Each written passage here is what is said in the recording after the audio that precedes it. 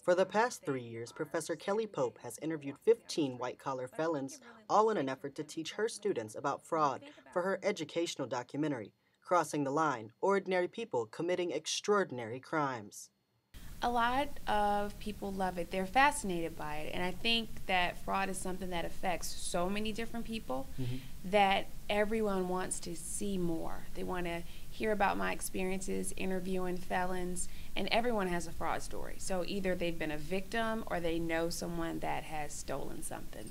If you found money in your classroom, would you try to return it? That's the exact question Professor Pope started off with while showing the documentary trailer in class.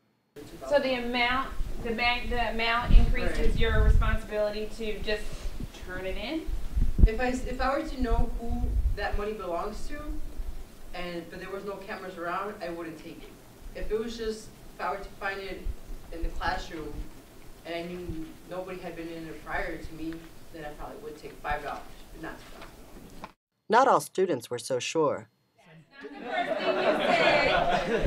lie. Don't lie now. Okay. Well, I would look to see if there's a camera. If there's not, I would take it.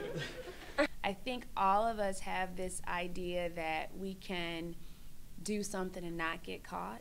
And then if we do it and don't get caught, we may do it again. By producing this documentary, Professor Pope hopes to teach her students and business professionals alike that there are consequences to the decisions we make, and the end result can ruin yours or someone else's life. Professor Pope points out that most white-collar criminals are not always the Bernie Madoffs of our time, but instead average Americans that we walk past every day. And the culture of corruption and white-collar crime seems to have no end in sight. Is a lot of times companies don't convict employees that steal.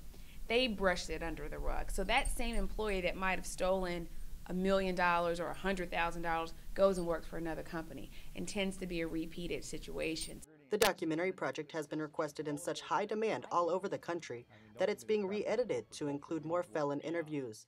Another documentary will be launched in March, focusing on pink-collar crime, women who embezzle, and the Dixon, Illinois fraud, where a city comptroller stole about $53 million over 20 years.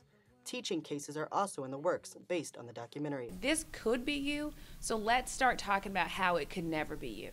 Because I think if you can understand how this could happen to you, then you're more likely to be cautious of it coming towards your way.